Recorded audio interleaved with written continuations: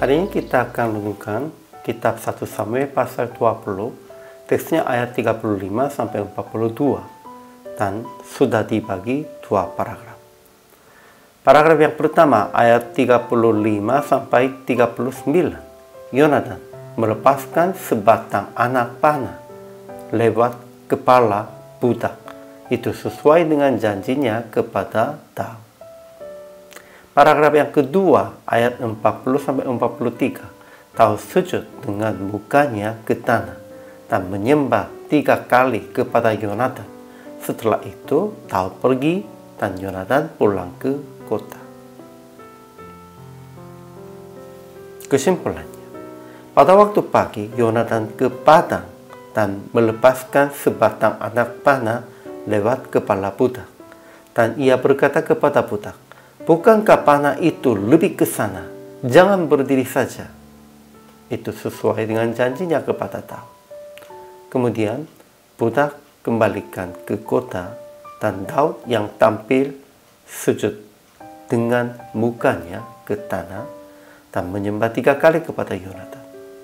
Mereka bercium-cium dan bertangis-tangisan, namun juga saling bersumpah akan Tuhan ada di antara mereka dan di antara keturunan mereka. Setelah itu, Daud pergi dan Yonatan pulang ke kota. Ajaran tentang Allahnya. Tuhan akan ada di antara Yonatan dan Daud, serta di antara keturunan Yonatan dan keturunan Daud sampai selamanya, sesuai dengan sumpah mereka. Kenapa bisa Yonatan dan Daudnya begitu mereka berdamai sampai akhirnya? Kalau secara sosial, secara politik, mereka memang pasti lawan yang paling besar.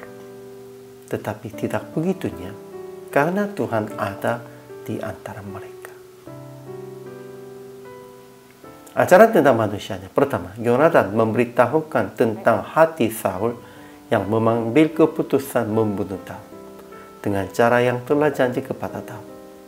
Dan Yonatan berkata kepada Daud, "Pergilah dengan selamat. Bukankah kita berdua telah bersumpah demi nama Tuhan? Demikian, Tuhan akan ada di antara aku dan engkau, serta di antara keturunanku dan keturunanmu, sampai selamanya." Kedua, Daud yang mendengar dan melihat tanda yang sesuai dengan janji, tampil diri dari sebelah bukit batu dan sujud dengan mukanya ke tanah dan menyembah 3 kali kepada Yonatan. Mereka bercium-cium dan bertangis-tangisan, tetapi akhirnya Daud pergi. Kemudian aplikasi hari ini. Pertama, melihatkan kesetiaan Anda dengan menepati janji menghadap teman dan menghadap Tuhan juga.